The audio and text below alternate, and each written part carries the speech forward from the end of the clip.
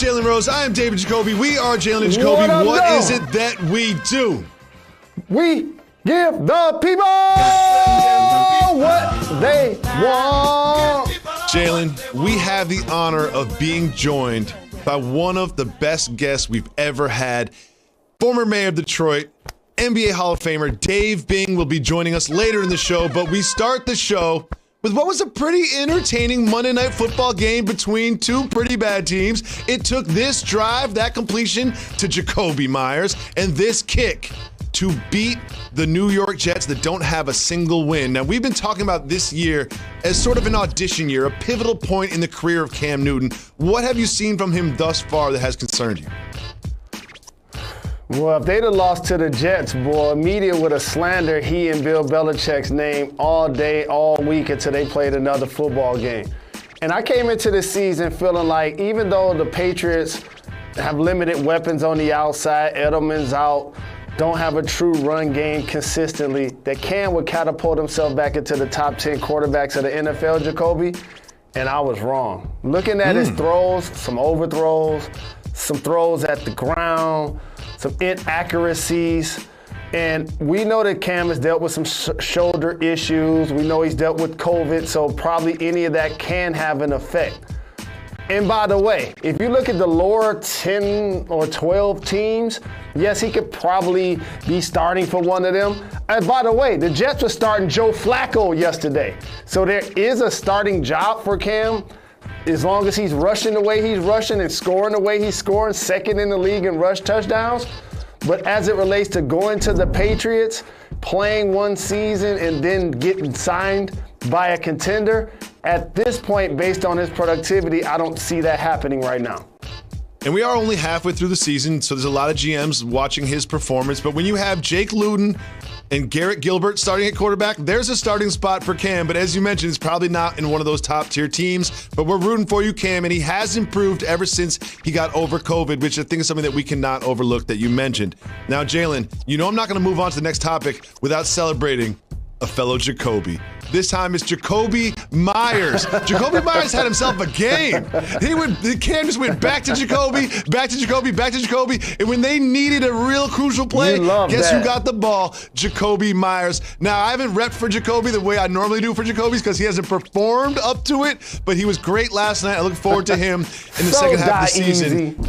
I look forward to him in the second half of the season doing what he did last night over and over again. Now, Jalen, we go to another team, the Buccaneers. And one thing I found so interesting about that terrible, terrible loss was the quarterback play of Tom Brady, one of his worst games. And here is what his head coach, Bruce Arians, said about him and his targets, or lack thereof, of Mike Evans. Mike was open a bunch in that ball game. He just didn't get targeted. That's all. He was open. Mike was open. Mike was open. Oh, he was open. He just didn't get targeted. That sounds like the head coach criticizing the greatest quarterback of all time that he just brought in. Jalen, what do you think about Arians' words about Tom Brady targeting Mike Evans?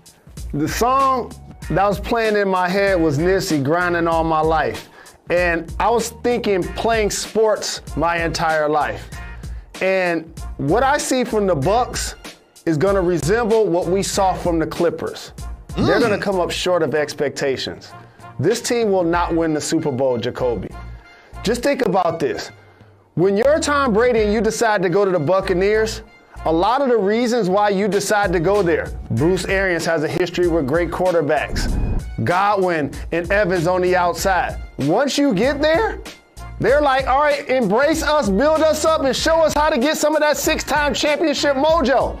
And then when y'all struggle and you yelling at the offensive line, and then you putting up the number 4 when the game is over, now they looking at you like, all right now.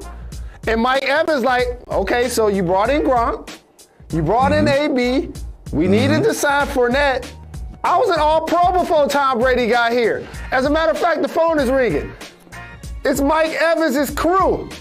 And they're going to remember a phone conversation, Jacoby, that they had. What did Mike Evans, being me, call you his friend and say when Tom Brady became his quarterback? So I'm Mike Evans' best friend. I'm like, Mike, you did great last year, but you've got the GOAT throwing to you now. You're going for 20 touchdowns. You're going to solidify yourself as the best receiver in the league. Mike Thomas who? DeAndre Hopkins who? This is going to be the best year of your career. You're going to get a new contract. You're going to buy a new house. You're going to buy me a house. That's how much money you're going to get. This is going to be the best year of your career. I can't wait to ride your coattails for the rest of my life. That phone conversation ain't going the way he thought. He only got targeted like 17 times the last 4 games. And he and Godwin were a dynamic duo when Jameis wasn't throwing the ball to the other team. And by the way, didn't they play the Saints the other day? And the Saints didn't just win. They waxed the Bucs. They waxed them twice. So again, it's only halfway through the season. They have some terrific talent on their team. Their defense, as you know, as you've lauded, has put pressure on the quarterback when they've had opportunities. But I don't see this, just like the Clippers as a team, that's going to put all of these parts into a first season like Kawhi's with the Clippers, like Brady's with the Bucs, and win it all. It's not going to happen this year.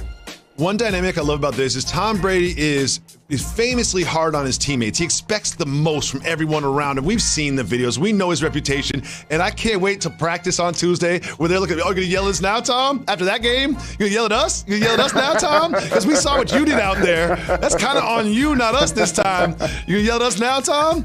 We look forward to them bouncing back again. I'm not going to overreact to one terrible game. The Bucs have a great roster. I think they'll put it together and still be in contention. But Jalen Rose said today, here and now, they will not win the Super Bowl. To another team that definitely is not going to win the Super Bowl, the Dallas Cowboys. Its VP Stephen Jones said that he absolutely unequivocally supports Mike McCarthy being the coach next season, and he went on to say that we like stability. That's why we stayed with Jason Garrett for 10 years. Let me remind you that Jason Garrett was the coach for 9+ years. They won 2 playoff games. He was barely over 500 by about 18 games. Jalen, what do you think about their commitment to Mike McCarthy long term? You said another word to end with a Y. You said stability. He said absolutely and unequivocally, I'll say mediocrity. How about that? That's what they were when Jason Garrett was their head coach. And Mike McCarthy, though he won a championship with the Green Bay Packers, we know that Jerry Jones wants a coach in that position that if and when they do have success, that he's going to be lauded and gets the lion's share of the credit. That's just